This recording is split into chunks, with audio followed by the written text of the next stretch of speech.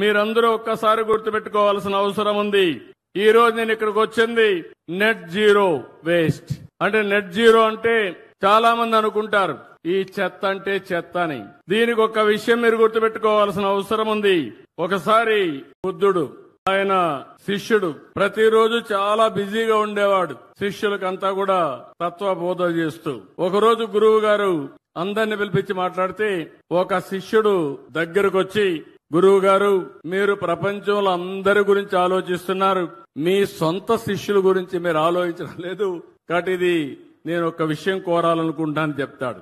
అప్పుడు బుద్ధుడు అంటాడు, నువ్వేం భయపడద్దు, నిర్మోహమాటంగా మాట్లాడు, ఏం చెప్పాలనుకుంటున్నావు చెప్పమంటాడు. అప్పుడు శిష్యుడు అంటాడు, ప్రభు నా బట్టలు పూర్తిగా చినిగిపోయినాయి, ప్రతి ఒక్కరూ నా వస్త్రాలు చూసి నవ్వుతున్నారు, హేళన చేస్తున్నారు, కాబట్టి ఒక బట్టలు ఒక జత ఇవ్వండి, కొత్త బట్టలు కట్టుకుంటానని చెప్పి అడుగుతాడు.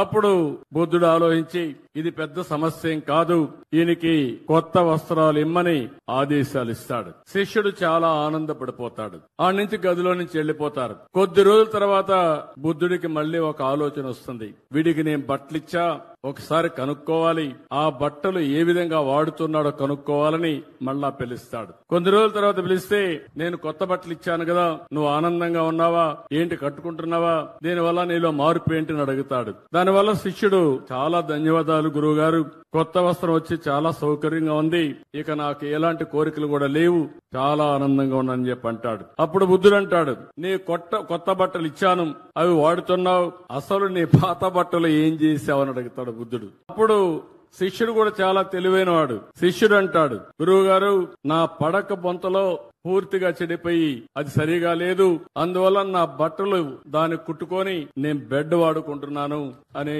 శిష్యుడు చెప్తాడు. అప్పుడు మళ్ళీ బుద్ధుడికి ఒక ఆలోచన వస్తుంది.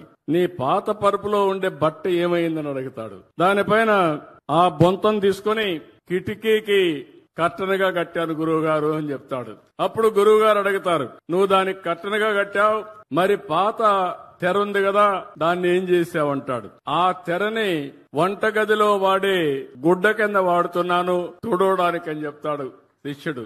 అప్పుడు ఆయన గురువు అడుగుతాడు మళ్ళీ బుద్ధుడు, అంతవరకు వంటగదిలో వాడినటువంటి ఆ గుడ్డ ఏం చేసావని అడుగుతాడు. అప్పుడు అంటాడు, దాన్ని గది తొడవడానికి వాడుతున్నాను గురువు గారు అంటాడు. అంతవరకు ఒక గుడ్డ వాడావు కదా, దాన్ని ఏం చేసావని అడుగుతాడు. ఆ గుడ్డ పూర్తిగా చెడిపోయింది గురువు గారు, దారాలు అయిపోయింది, అది తీసుకొచ్చి మన కొవ్వు దీపాలు పెట్టినప్పుడు ఒత్తులు తయారు చేస్తాం, ఒత్తులు తయారు చేశాను, ఇక్కడ వెలిగే దీపం గురువు గారు నీ ముందర నేను వదిలిపెట్టినటువంటి బట్ట అని చెప్తాడు. అంటే మీరు గుర్తుపెట్టుకోవాల్సినప్పుడు గురువు గారు బుద్ధుడు అంటాడు, అంటే ఈ ప్రపంచంలో ఏది కూడా వేస్ట్ కాదు.